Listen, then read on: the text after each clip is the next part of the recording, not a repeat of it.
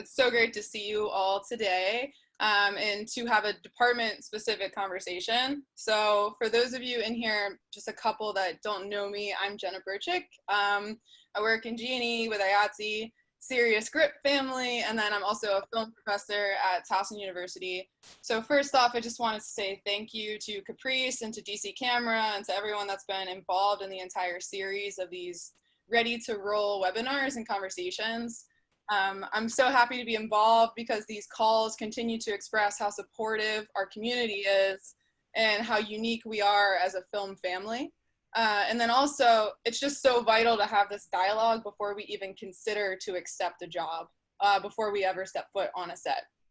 So this is an opportunity just for all of us to share a conversation and collaborate, and to first and foremost be able to look out for one another and to utilize this platform to share information. I also think it's really important about not just being on set, but of course our livelihood offset. As we know, all of us want to work, but this new heightened element of safety and these guidelines will more than likely be put in place for a really long time to come. And then just some quick housekeeping. I'll ask that you just keep yourself muted unless you're speaking. And then if you don't feel comfortable personally speaking, but you do have a question or you do have some thoughts, I'll keep an eye on the chat window and do my best to kind of get to everything in the next hour. Lastly, and then I'll stop talking for a little bit, I'll just add that from my experience, grip and electric often has the largest number of bodies in addition to the largest number of equipment on set. Everything needs to be rethought. And I'm sure some of you have been focusing on this exact topic, or you've even worked on set already since the pandemic. I have some questions that I can prompt, but I would really love to turn this over to anyone that has already worked on set and ask if they'd like to share any of their experiences, what worked, what didn't, how we can better support each other moving forward. So I think that could be a good place to start if anyone wants to kind of jump in. And if not, I have questions I can prompt. Or concerns, if you haven't worked on set, but you would like to start with a concern or comment. Just give a cursory 20 seconds, just in case. Yeah, I actually, hi Jena, so good seeing you. Hi everyone. Who's talking? Matt. Go ahead. So I actually worked on a low budget indie series of shorts, and a thing we did is everyone had to get tested and provide a negative test result before we were even allowed on set. And then while we were on set, we got temperature checks twice a day, first at call and then second right after lunch. And then, you know, if anyone had a high enough temperature, they gave it 10 minutes because we were also working outside, so heat's a thing. You know, had them sit aside, drink some water for 10 minutes and then get rechecked. And no one failed, but if they had, then they would have been asked to, go home. And, face masks, they tried really hard to do the 6 feet rule, but that's, near impossible, especially on when we're on location in a house. But when we were in a specific room, it was one department at a time. They turn it over to Grip and Electric World, and we would do our thing, and then it'd be our department world come in and dress things after that. No one was allowed in if you weren't part of the crew that was dedicated for that room at that specific time. So I think that worked really well. It did get chaotic just because there's still so many bodies, but then also just it's new. So I think it's a lot of unlearning how we've been doing things. But that was mostly my experience. Yeah. Well, did anybody else want to share or kind of add to that maybe have worked on set recently or have been in any pre-production conversations regarding Grip and Electric? And then also we could chat with any of our serious family about the rental house perspective and kind of start from there too. I know I just saw Dan pop on. I see his face. Hi, Dan. And we have Stu here. Hey, I'll jump in. I was just on a tech scout yesterday. We are a 5-person G&E crew for a shoot, depending on weather, at the end of this week or sometime next week. And the way that production is handling it is by we're making all the departments like little pods. So we'll like Grip and Electric will have the set. In this case, we're working outdoors on a football field at a Poly High School. So it's it's outdoors. We don't have to worry about being inside and keeping that keeping distance inside. But we'll go in, we'll do our rigging, and then walk away, and art department will come in. They're doing a per diem for craft service instead of having a crafty table and all that. They're giving everybody, I can't remember what the amount was, but we're gonna just come and have a cooler of our own in the grip truck, and coffee and snacks, and try to keep like separate. But it's definitely a problem, social distancing in our department, because just by virtue of handling the equipment, in a lot of cases we have to be close to each other. Yeah. I know I've had conversations about, for instance, dolly grips, wearing, obviously masking, but also wearing like face shields so that there's like a physical barrier. I've been on set twice now since this all started, and I've masked and then carried around a bottle of hand sanitizer in my pocket. And on the whole, everybody's been really good about having hand sanitizer, keeping the number of people inside small. But that's what I've seen so far. So for like your per diem and everything, is that something that like your department is getting money and then they're shopping before they come to set, and then kind of bringing their own little care package to set with them? Yeah, I'm gonna go and just fill a cooler up with water and iced coffees and whatever we want to grab. But we all agreed on the scout that just having a crafty table was not a great method, and in order to just keep the client, we're trying to keep client and camera and G&E and everybody totally separated. So that was our solution.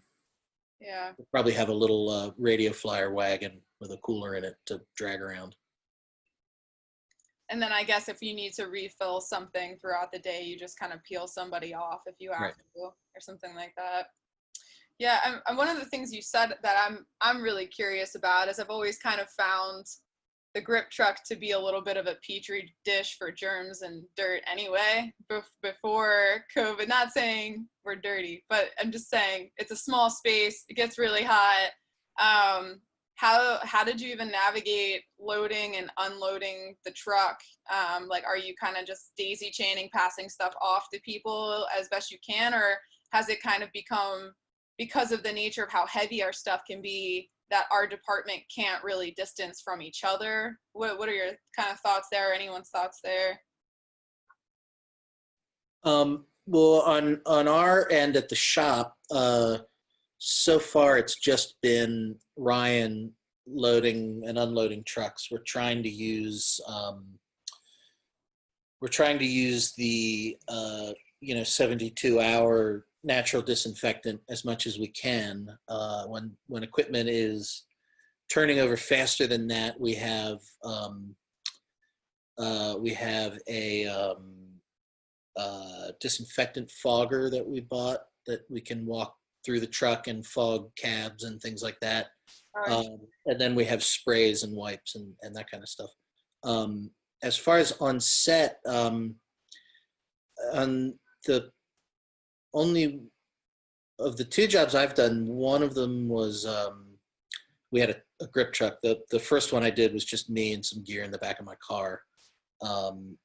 When we had the grip truck, we just one guy was the truck person and handled loading and unloading, and we avoided cross multiple people in the truck at the same time. I think that's really what we have to do for this. Yeah. As far as handing equipment off, there's not much you can do. I mean, we're all going to be touching the same stands, and we just have to be very aware of hand washing and masking, and do as best we can. Not touching your face and Right. things like that. Yeah, absolutely. Does anyone have any thoughts that they want to add or contribute to some of the things Dan's touched on? Jenna, I Yeah. think the biggest thing for us in Griffin Electric, I know some people don't like wearing gloves. There's going to be a time where you have to wear gloves. And then when it goes time to pack your truck back, like for me, my best boy will load my truck, but then there will be somebody out there sanitizing all this, wiping stains and stuff down before anything goes back on the truck. So it's the time where now you have a reason to tell production, no, I need that extra person, because now that extra person is your sanitizing person that's going to stand there and wipe all the stains and everything off. And this is the time, even though some people, like I said, don't like wearing gloves, you got to wear your gloves, and you got to wear a face mask. It's no ifs, ands, or buts about it. And it's not just like, even in my household, we have a thing. We're not worried about us because we're not that old. We're worried about our parents. We're worried about the older people. So we're thinking about everyone else, not just us right now. We're thinking about the generation above mine. So it's that face mask is going to be critical, and we can't have people who feel like they don't have to do it. Oh, I'm all right. I don't think I got to do this. No, you got to think about everybody else now. It's not just about you anymore.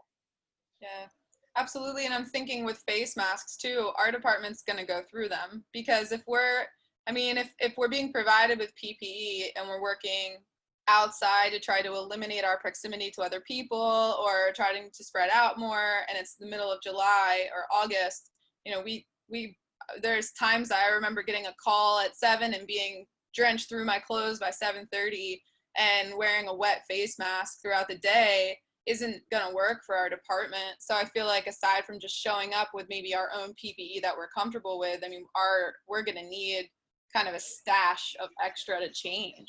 Caprice or Kenny, either. Yeah. Oh. Caprice, you mute, Caprice. I can speak to that a little bit because it's come up in the webinars.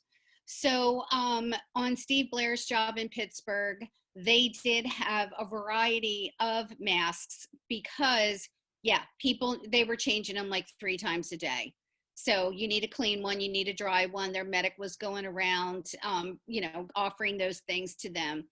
I think is when Kenny was saying about having the additional person or whatever you guys wind up, and each job's going to be different, of course.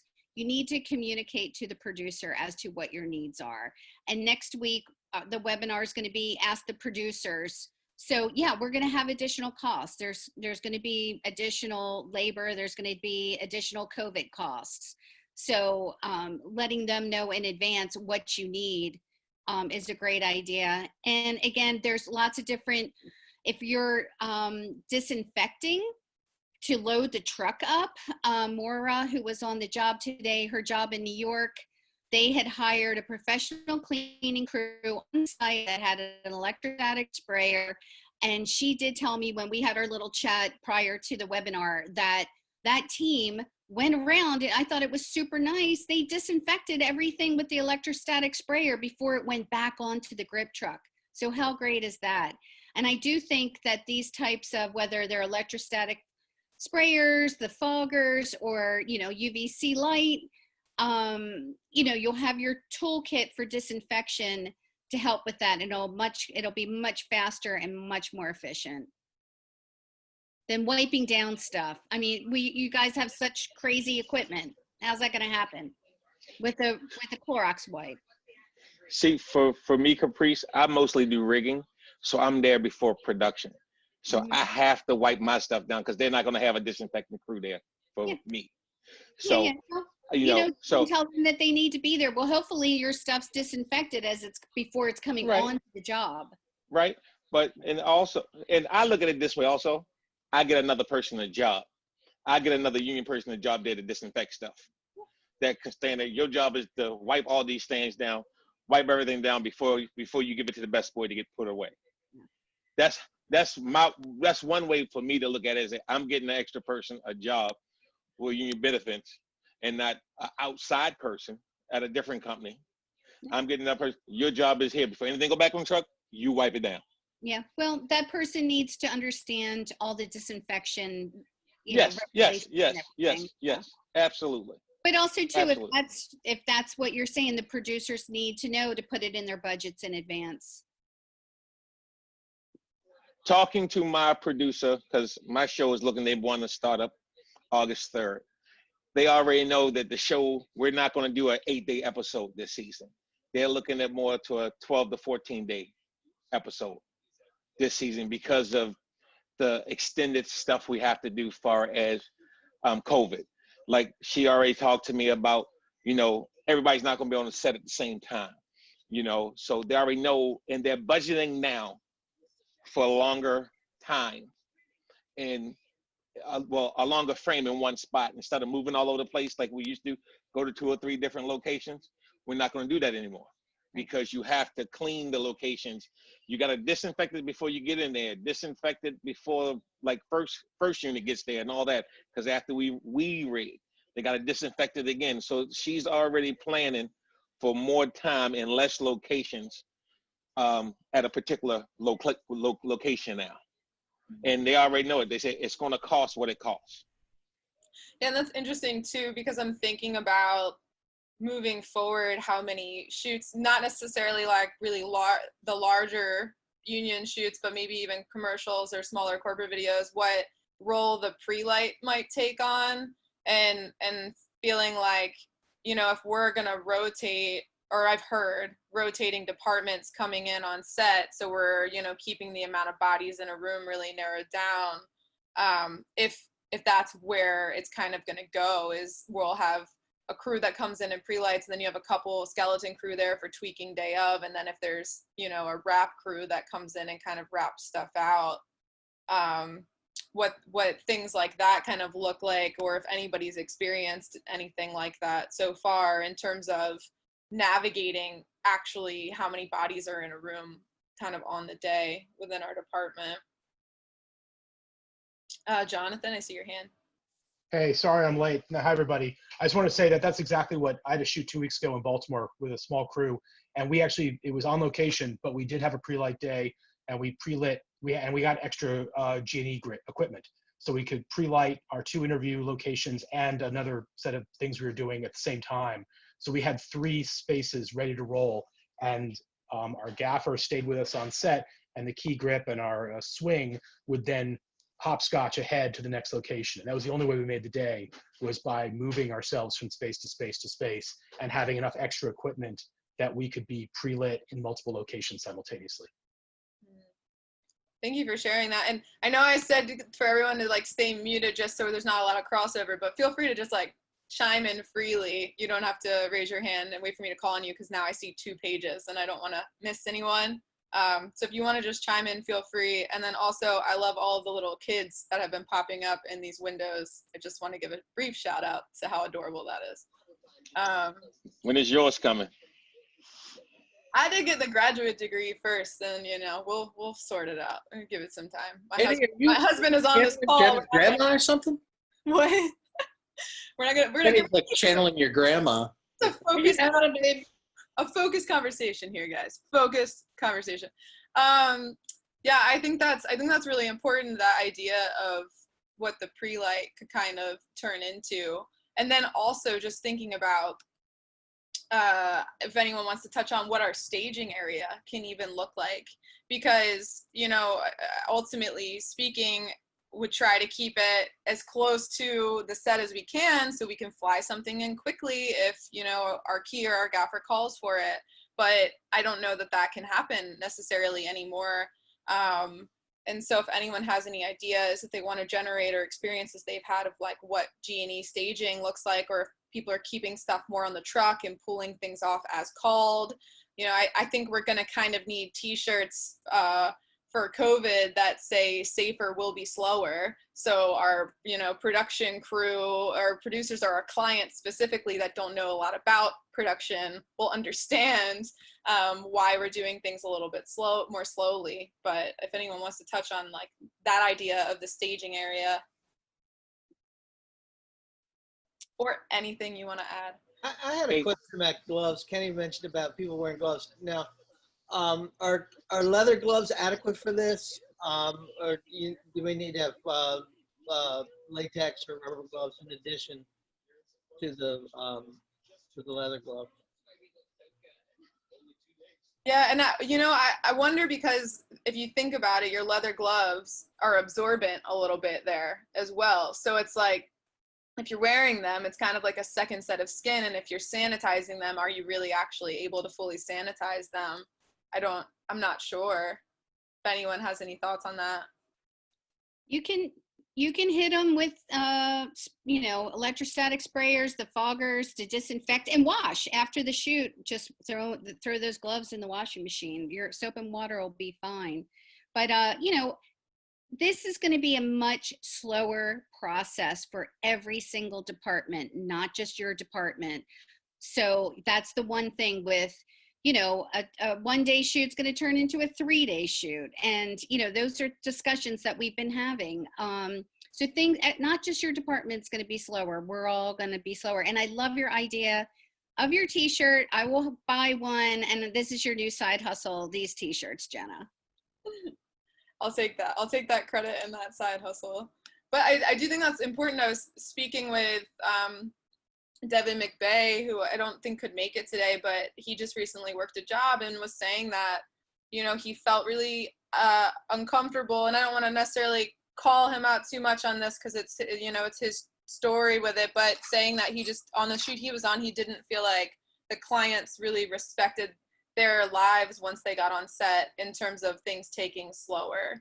And so just that importance of, you know, constantly having each other's backs and advocating for each other and speaking up and having those conversations before, when we accept the job, before we walk on set, and then during the day when we're on set, just reminding people that, you know, these are our lives and that things just have to take a longer time to get things done right, I think is something that he had texted me and I wanted to make sure I brought that up today as well. And looking out for our newer people and our departments as well, because they're gonna say yes to something that's unsafe because they're afraid they're not gonna get hired again. And so really making sure that if we're in the gaffer position or the key grip position, that we're looking at everybody in our department and making sure their voices and concerns are heard as mentors too. I think it will be really important. Just wanted to add that. I have a question on that front that you brought up.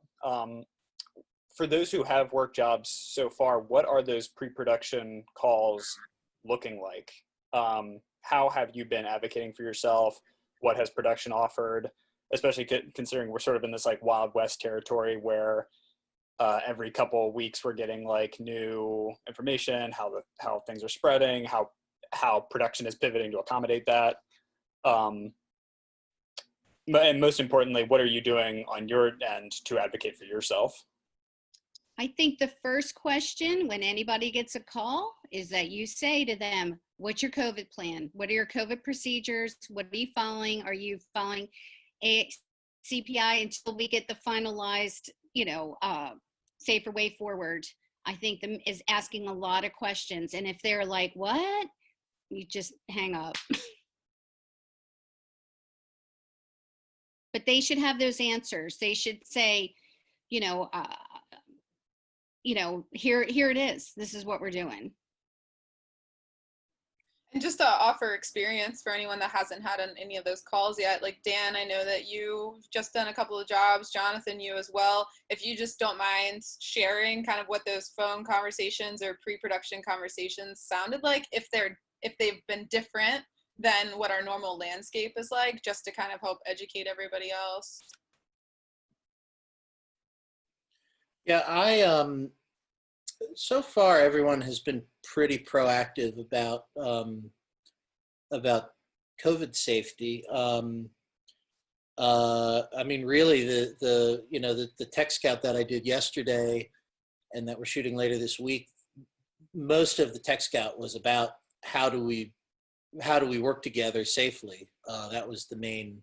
It was all of us have worked together a whole lot, so we didn't really have major tech concerns to discuss. It was about how we would structure the day and be safe. I did a job 2 weeks ago. That was the first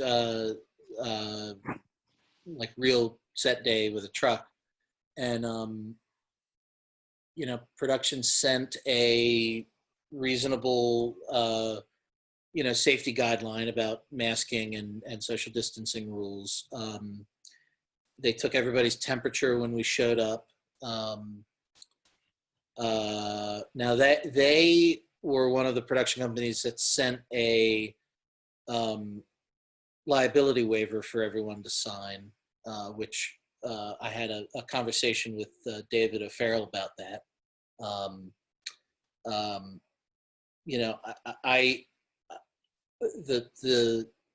The short answer is just like don't sign liability waivers, but it's, I think, legally a little more complicated than that.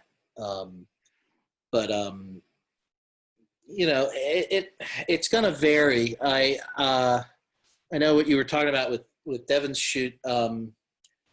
I think that's going to be a problem because there are those among us who, need the work and need to be working, and it's difficult to ask the people paying you to back off. And I think that kind of stuff is going to happen on smaller jobs. I think on bigger jobs, I think on union jobs, we're going to have probably not much to worry about. We also have a contract behind us on those. I think it's really going to be the smaller, ENG style jobs that are non-union that are going to be what we have to watch out for. I personally have not had any jobs where COVID safety has not come up early on. I'm sure it'll change as everything evolves, but that's also been one of my first things I've brought up. Awesome. And I have a question from Andrew in the chat. Feel free to ask questions in the chat if you want to, of if anyone has felt unsafe on set so far, and if they are willing to kind of share that experience, and maybe we can learn from that.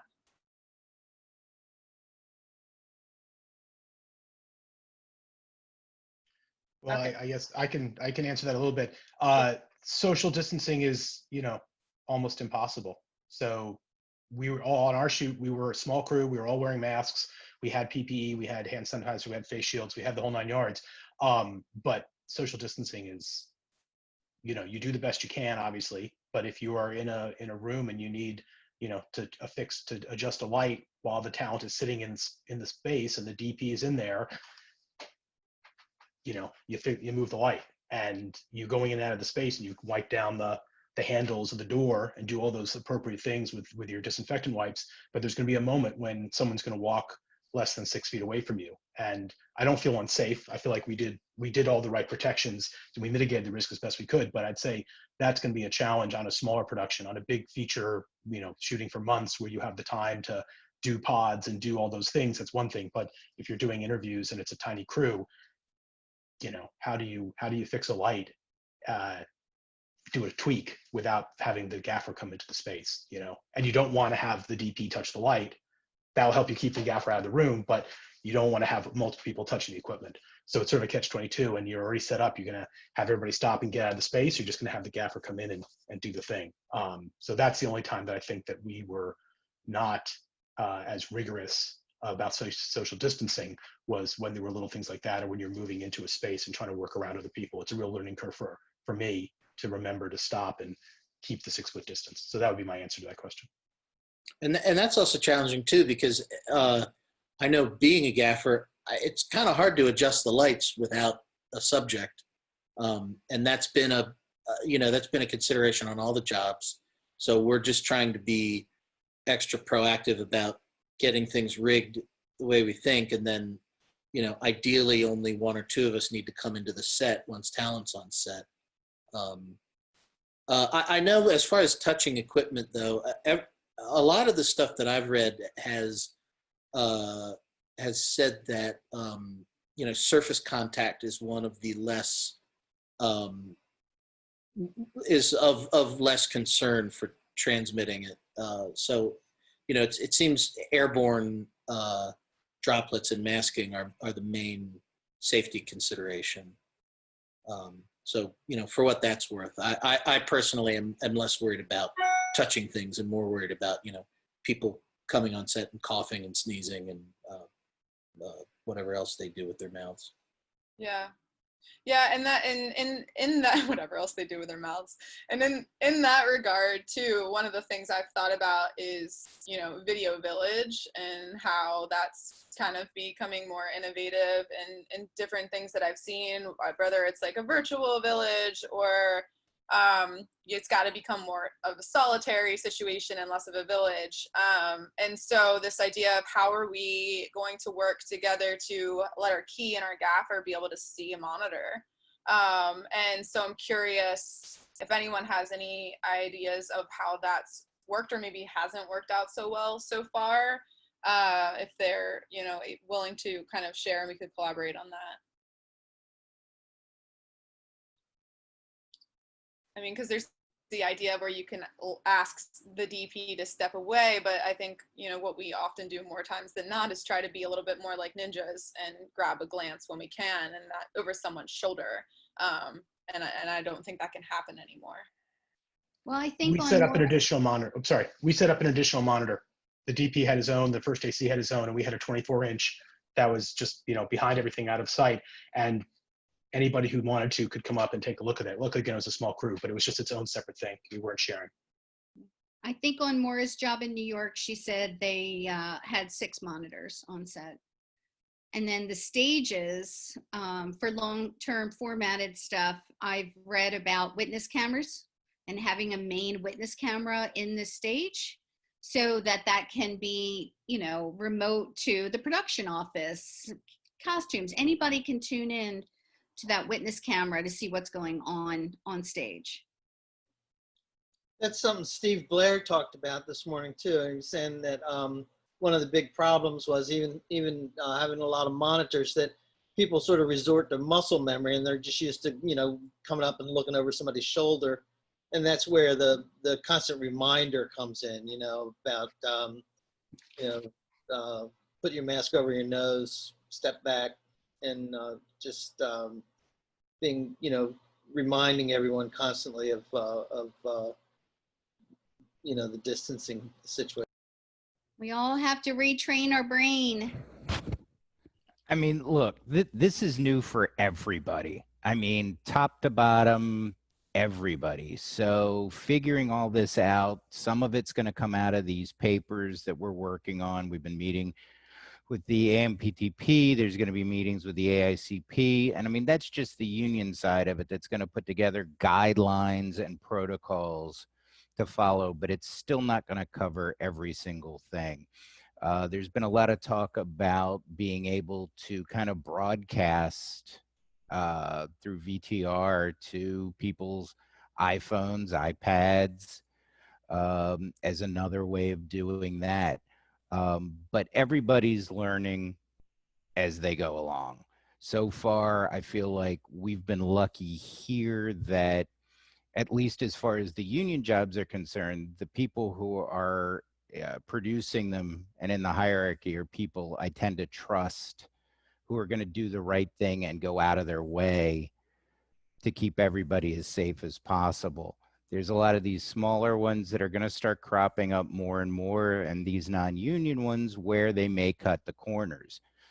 And that's going to just come down to everybody's personal, they're going to have to take personal responsibility for themselves and to a degree for the set. And I'm not asking everybody to become a narc.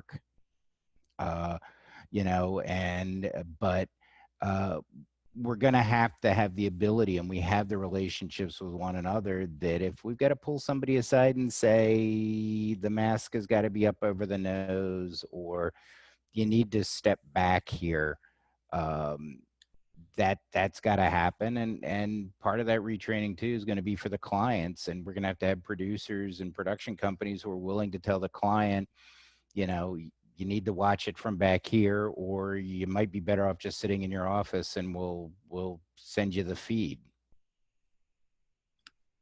Yeah, absolutely. And I think one thing that is so unique specifically about our local is, you know, working in the DMV, we do get these shows that come in, or we leave and go to other areas for these shows, but we do work a lot of really small non-union jobs as well, where we end up kind of wearing many hats. And I think that it sounds really amazing to hear about these larger jobs where everything under the sun seems to be provided in addition to the contract. But I think especially for our department, it's important for us to kind of bounce ideas off of each other, of keeping ourselves safe on these smaller shoots as well. Because I think Dan had mentioned, it's like there are people that are going to hear a job come through and be like, I need that job, I need that money. I mean, I still know some people that have yet to receive unemployment. And so in that regard, you know, we're all learning together, but I think that this is also a really great space for us to kind of highlight what we do on those smaller jobs too. And then Maya's posting some good information about personal monitors in the chat if you all want to check that out as well. One thing that I was thinking about too is this idea of innovation. You know, I'm so familiar with getting a grip truck, and Ryan always is fantastic about putting the pool sheet of what the inventory that lives on the truck is. He'll put that piece of paper in the cab of the truck. And so, you know, any day player coming onto the job that day can grab the paper, know the inventory that's on the truck. But that might be something that we are trying to start avoiding, of this idea of paper passing. And so, you know, between what our inventory list could be with sharing with the rest of our G&E crew, or even this idea of how to advocate for ourselves for a virtual scout, I think it's really amazing when we actually get asked to be part of the scout. But now I think we're going to be one of the first people cut from the scout if they're trying to keep bodies smaller, and what that virtual space could look like. So I'm curious if anyone wants to share any ideas or anything that they've experienced kind of in the terms of innovation. Those lists can be texted and emailed too. So if you get in contact, you know, for something, they can be passed on. Yeah, cool. So that's a great idea. So everybody in the crew can just have the pull sheet on their phone, and see what their inventory is that day. And then, has anyone done a virtual scout yet? Or haven't been able to be on a scout and had to like advocate for their department? Any fears around that we can chat about too? I mean, it doesn't always have to be solutions. We can talk about stuff that we're concerned about as well. Yeah, I really feel like on my end, I'm gonna end up more often saying no to things, not necessarily to jobs, but I'm gonna have, you know, people ask me about setups and the you know, needing to have what gear I have and have enough people, and you know, we're gonna have to be more aggressive about saying, well, we just can't do it with that. You know, we can't do a certain setup with the manpower we have, or you know, we can't you know, use a certain piece of equipment without additional hands, or you know, things like that. And I think we're also going to have to get used to, for instance, having just one person in the truck feeding equipment out, and you know, try to be more proactive about, there's just one person handling the truck and staging, or you know, something like that, so we're not wandering so far. Yeah, I think this is all good information to tell the producers so that they can make sure that it is in their budgets. You know, the other thing is that, you know, I've been saying this from the beginning, that I hope it starts from the top with creative. give us stuff that's going to be achievable, you know. And also I heard, like, you know, there's going to be so much pre-production, but the directors and the DPs have to do their homework. They can't be like, I'm going to figure it out on set. They need to know what they're doing in advance, because there's going to be no more, you know, I need a techno crane tomorrow. That's not going to happen. Yeah, absolutely. And I think more often than not too, we show up on set, and if we aren't given a scout, we find that suddenly we have to light like a 4x8 bathroom, or we have to, you know, work in a really small space where there's one person kind of over top of the other person while we're working, and that's just not going to happen anymore. Well, again, we should not be shooting in those tight spaces. That's the worst thing that we should be doing, is that, you know, we're in these tight spaces. We need ventilation also on these locations, you know. So the better things to be doing is shooting outside as much as possible, not writing in a bathroom scene, you know, because we can't. It's just, that's where we're most vulnerable. Yeah. And also putting in time. I was listening this morning where I can't remember who was saying it, but they said every 2 to 3 hours they gave the full crew a 5 to 10 minute break, so they could distance far enough to take the mask off. And how important that's going to be, because I think G&E gets pre-calls pretty often before anyone else as well. And, you know, we will get there before breakfast is even ready, and advocating for the fact that we need a break before the day even starts sometimes too, because we've already been there working and pushing our gear in and, you know, getting ready for the day, just to get a break from the mask too. I'm hearing from all the jobs that have shot so far that that's what they've done. They've scheduled in breaks so that everybody can get away from each other, take their mask off, get some fresh air. And again, when you're talking about advocating for yourself, that's one thing to bring up with the ADs, and hopefully they're already going to do it anyway, so you don't have to advocate for yourself. They're going to put in breaks during the day. Yeah. Does anyone have anything they want to jump in with?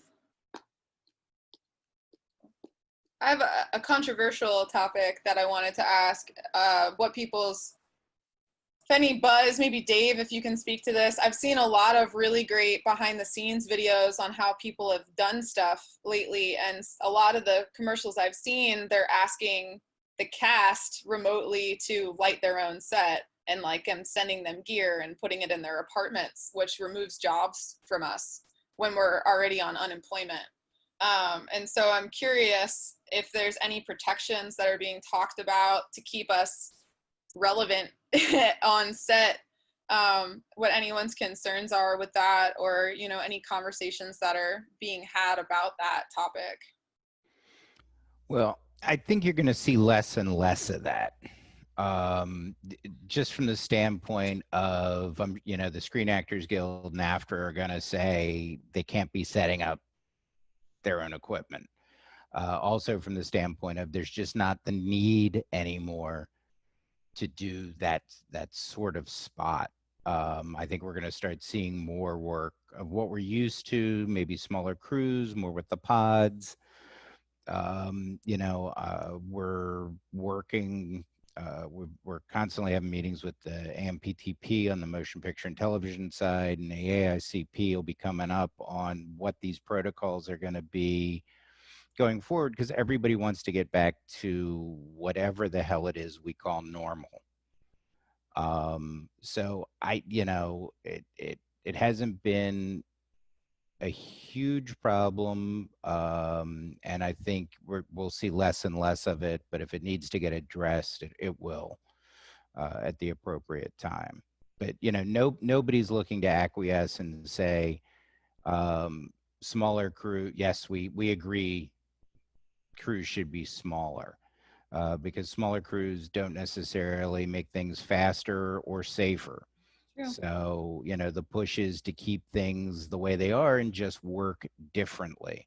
And it's finding how all that works. This is new for, like I said, for everybody. Nobody's encountered it before. So, you know, Jonathan adapted on the fly, and nobody complained about you, Jonathan. So you did a great job.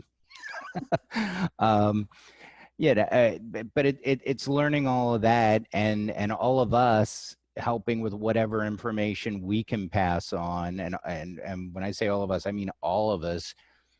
To here's something I've heard of that makes it easier for us to do this, or here being able to say, here's what we're going to need to do this. The general thinking is, with everything that's going on in these new procedures and everything, it's adding about 15 to 20% to everybody's budget. More, and probably high to the high side now until, we start getting into some kind of rhythm with all of this. But features and TV want to start back in August, and it's not just going to be Georgia and New York and LA. It's going to be here. Our shows want to be back. There's additional shows that want to be here on that level. We're going to see an increase in the commercial work. I think it benefits us that Maryland and Virginia's numbers are at least steady, if not going down. And everybody's looking at that. I can tell you right now, nobody is clamoring to go to Florida with those numbers. Nobody's looking to go to Texas with those numbers. And they're, even LA, which was looking to ramp back up sooner than everybody else, is kind of slowing things down because their numbers have gone up. There's always going to be a need for content, whether it's features, television, commercials, and I think we're in a good position to keep that up. Yeah. I was fielding calls last week because I think some producers had some jobs in the pipeline in some of these hotspot places, and now they're in a twist and they don't want to go there. So again, I had a feeling that this was going to happen, that, our numbers are down. We are a very, a great place to shoot, and that producers are looking to see where they should take their jobs. So again, the whole initiative, of all of us pulling together to say, hey, not only were we, a great place to come and film because we have great crew, infrastructure, locations, and everything else, but we have a crew that's dedicated to each other, that come here, we're ready. And this is what we're doing. We're having these conversations and getting ready as best we can to get some work, hopefully. Yeah, absolutely. I have one last prompt that I had kind of put to the side. It seems like rental houses like DC Camera and Serious Grip, and then these bigger shoots like could have foggers or could have like bigger forms of disinfectant. Looking for recommendations for those of us that end up on the smaller shoots, if we want to sanitize our equipment throughout the day, if there are certain types of sanitation that you recommend on our lights or on our gear versus other things that you think might be more harmful. Figure that could be helpful for people kind of putting together small PPE packages or pitching like a little kit fee to their producers for these smaller jobs. Well, we did talk about disinfection on the last webinar last week, which that link is up at the DC Camera YouTube page. So I encourage if anybody that didn't see that one to re-see that.